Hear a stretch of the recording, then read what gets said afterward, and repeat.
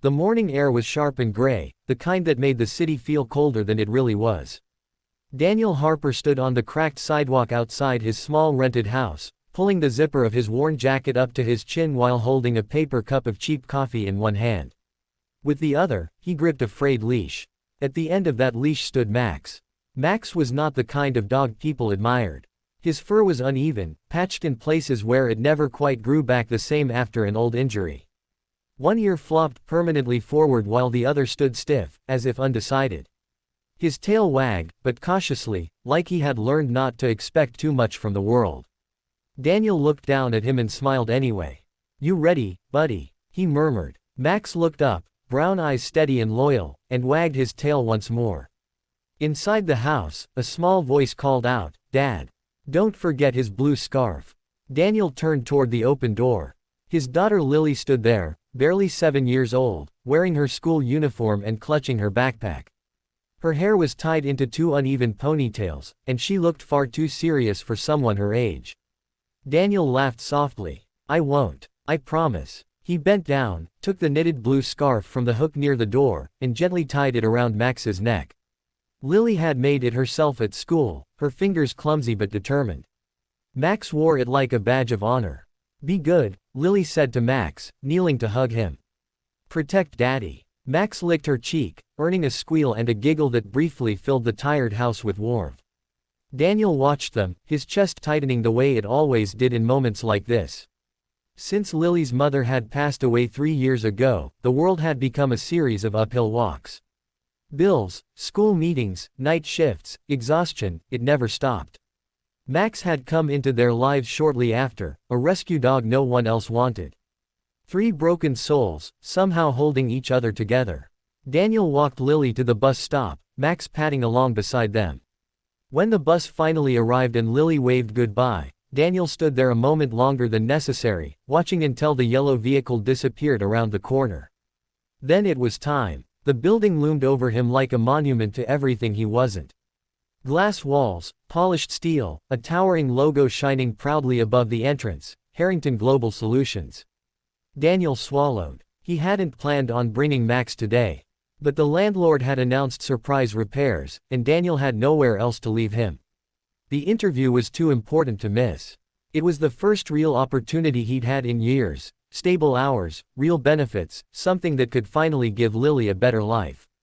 He took a deep breath and walked inside. The lobby was spotless, silent except for the soft tapping of expensive shoes on marble floors.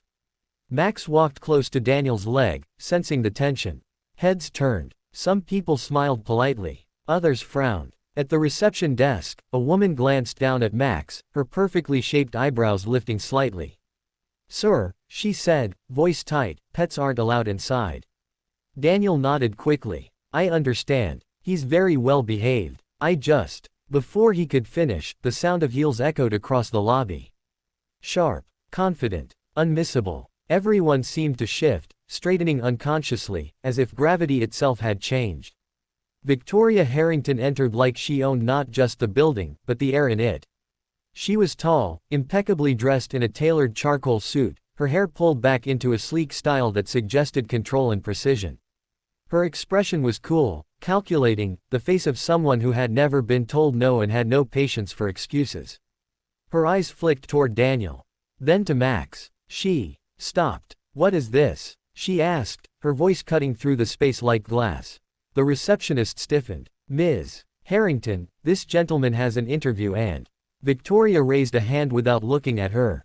She stared at Max, then back at Daniel, her lips curling slightly. "You brought a dog," she said flatly. "To my office." Daniel's ears burned. "Ma'am, I'm sorry. I didn't have another option today. He's harmless, I promise." Victoria let out a short, humorless laugh. "That thing," she said, gesturing vaguely at Max. "He looks like he can barely stand." Max's tail stopped wagging. Daniel felt something twist inside his chest, but he forced himself to stay calm. "He's a rescue. He's been through a lot." Victoria's gaze hardened. "Yes, well, this isn't a shelter," she replied coldly. "This is a billion-dollar corporation. Appearances matter." A few people nearby shifted uncomfortably. No one said a word. Daniel nodded, jaw tight.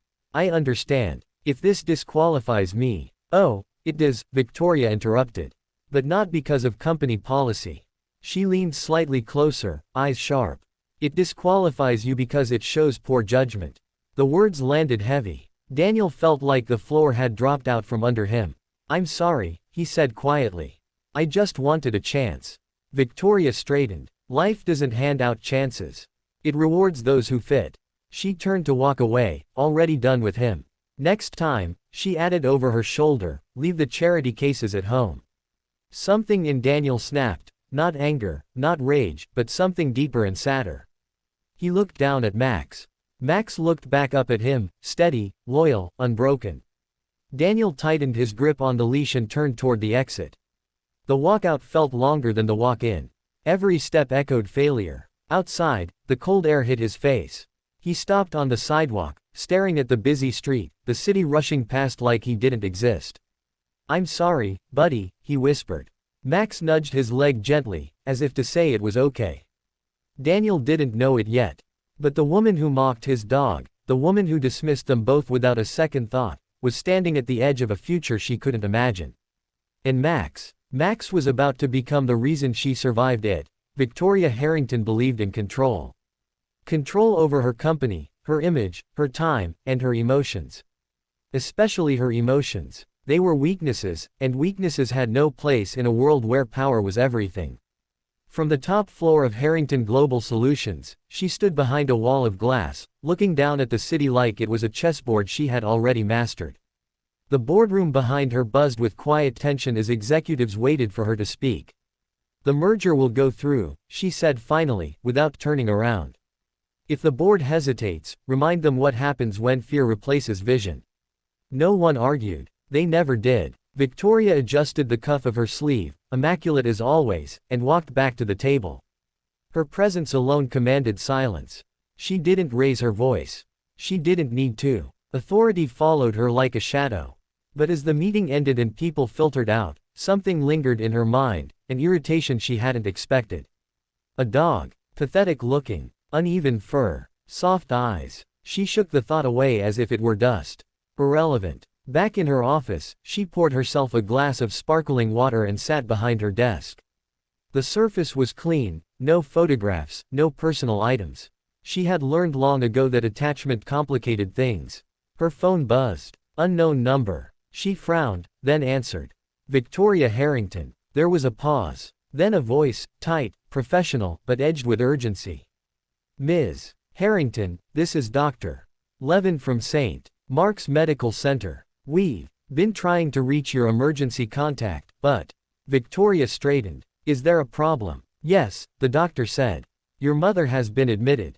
She collapsed at home. For the first time in years, Victoria felt control slip through her fingers. I'll be there, she said sharply, already standing. The drive to the hospital was a blur of red lights and clenched jaws. Her mother, Eleanor Harrington, had never been warm, never particularly kind, but she was the one constant in Victoria's life. The woman who had taught her that survival meant never showing weakness. When Victoria reached the hospital, the sterile smell hit her hard. Machines beeped softly in the hallway as she was led to a private room. Her mother lay pale against white sheets, eyes closed, chest rising shallowly. Stroke, the doctor explained quietly. We stabilized her, but recovery will be uncertain. Victoria nodded, her face unreadable. Inside, something twisted painfully. Days turned into nights spent between hospital corridors and office calls. Victoria worked from waiting rooms, her voice as sharp as ever, but exhaustion crept in like a thief. She hadn't slept properly in days. Coffee replaced meals. Silence replaced comfort. One evening, as rain hammered against the windows, the doctor pulled her aside. She'll need constant care when discharged, he said. A nurse, physical therapy, and emotional support. Victoria scoffed softly. She doesn't do emotions. The doctor gave her a look. Everyone does, even if they pretend not to.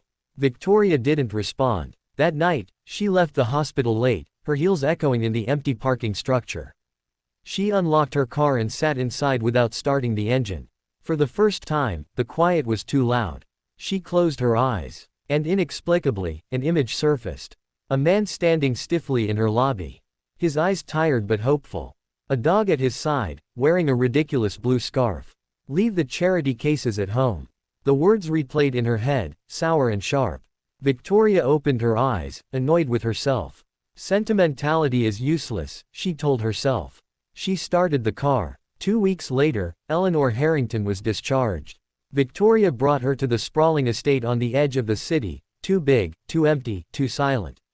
Nurses came and went, schedules were made, routines enforced. Everything was efficient. But Eleanor grew restless. She doesn't respond well to therapy, one nurse explained. She's withdrawn. Victoria watched her mother stare out the window, unmoving. What does she need? Victoria asked. The nurse hesitated. Companionship. Comfort. Victoria's jaw tightened. Hire more staff, she said.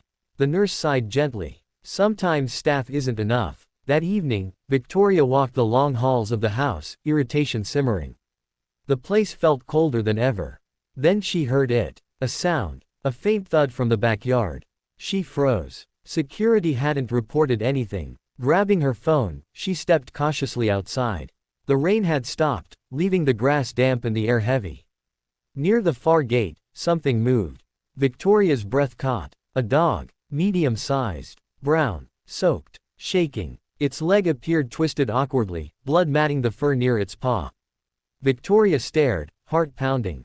The dog let out a low, fearful whine. Instinctively, she stepped back. Then the dog collapsed. Against her will, something cracked. She approached slowly, crouching a few feet away. It's okay, she said, the words foreign on her tongue. The dog looked at her. Brown eyes. Pain. Trust. Her chest tightened violently. She reached out before she could stop herself.